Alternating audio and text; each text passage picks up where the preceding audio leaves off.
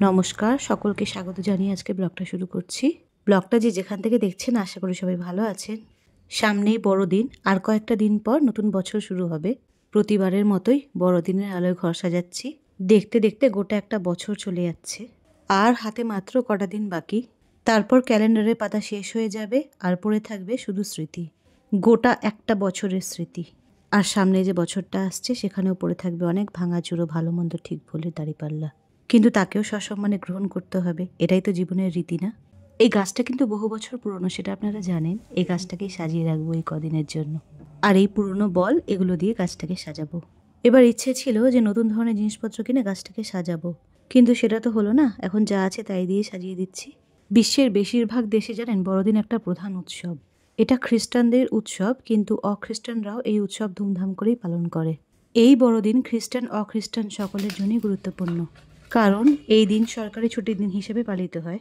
বেশিরভাগ দেশে প্রতি বছর বড়দিন 25শে ডিসেম্বর পালন করা হয়, কিন্তু রাশিয়া, জর্জিয়া, মিশর, আর্মেনিয়া এই সমস্ত দেশে 7 জানুয়ারি বড়দিন পালন করা হয়, কারণ এই সমস্ত দেশে জুলিয়ান ক্যালেন্ডার ব্যবহার করা হয়।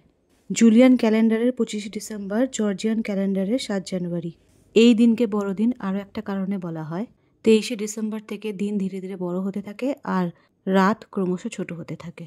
আমার কাছে বড়দিন মানে উপহার আদান প্রদানের দিন। ছোটবেলায় যখন স্কুলে পড়তাম, বান্ধবীদের জন্য গ্রিটিং কার্ড নিতাম। এই সময় বড়দিন উপলক্ষে রাহুলের বাবা নলেন গুড়ের কেক নিয়ে এসেছে, আর বলেছিলাম অল্প একটু খোয়া ক্ষীর আনতে, গাজরের হালুয়া করবো বলে। আর এনেছে কয়েকটা টমেটো, আর এই উইঙ্কিজের নতুন কেকটা এনেছে, এটা মনে হয় নতুন উঠেছে। আর এখানে কিছু ছোট ছোট উপহার সাজিয়েছি আমার শাশুড়ি মা, আমার মা, রাহুল, রাহুলের বাবা, আমার বোন, এদের জন্য। দিদি আর অগির জন্য এখনো কেনা বাকি আছে। সবার জন্য একটা করে কাপ নিয়েছি। এটা প্রতি বছরই করে থাকি। আমার দিদি আর আমার বোন প্রতি বছর আমাকে কিছু না কিছু দিয়ে থাকে, প্রতিটা বছর। যেহেতু একটা গোটা বছর গিয়ে একটা নতুন বছর আসছে, তাই উপহার আদান প্রদানের মাধ্যমে বছরের শেষে আমরা একে অপরের আনন্দ ভাগ করে নিই। এই উইঙ্কিজের কেকটা ভাবছি সবাইকে এবার ক্রিসমাসে দেব, তাই রাহুলের বাবাকে বলেছি এই কেকটা আনতে অনেকগুলো। খুব সুন্দর করেছে এই কেকটার, দামও খুব একটা বেশি না, 20 টাকা করে। দেখুন লেখাই আছে এখানে। ডিসেম্বর এলেই একটা কথা মাথায় আসে, কবে ক্রিসমাস আসবে, মানে কবে 25শে ডিসেম্বর আসবে, কবে গাছ সাজাবো এরকমভাবে টুইলাইট দিয়ে, কবে কেক খাবো, এরকম একটা অনুভূতি জাগে। কেক মানে বড়দিনের কেক। বড়দিনের কেক তো সারা বছরই পাওয়া যায়, কিন্তু এই সময় খাওয়ার মজাটা আলাদা হয়। এখন গাজরগুলো বার করে নিচ্ছি ফ্রিজ থেকে, গাজরগুলো ঘষে রাখবো। শীতকাল পড়েছে মানে গাজরের হালুয়া, আর আমি শীতকালে 3 থেকে 4 বার তো গাজরের হালুয়া করবই। আমার অতি প্রিয় খাবার এটা। আমার শ্বশুরবাড়িতে কেউ তেমন একটা গাজরের হালুয়া পছন্দ করে না, আমি বাদে। আরও একজন খুব ভালো পছন্দ করে, সেটা হলো আমার ছেলে। তাই শুধু আমাদের দুজনের জন্যই বানাই। একবারে অনেকটা করে রাখি, সারা সপ্তাহ বসে একটু একটু করে খাই।